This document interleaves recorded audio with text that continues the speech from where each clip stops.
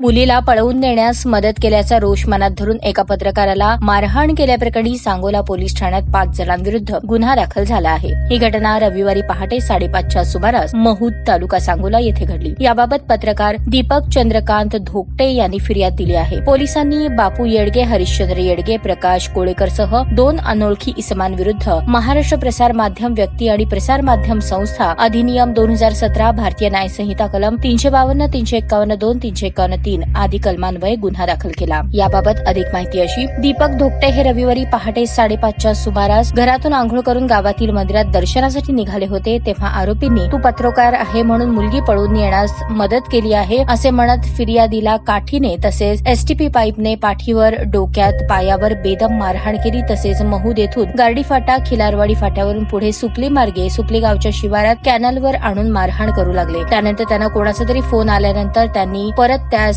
गावी महूदला आणून सोडले आणि फिर्यादीच्या गळ्यातील सोन्याची 1.5 तोळ्याची रुद्राक्षांची माळ काढून घेतल्याचे फिर्यादीत म्हटले आहे। ताज्या बातम्या पाहण्यासाठी प्राईम महाराष्ट्र न्यूज चॅनलला सबस्क्राईब करा।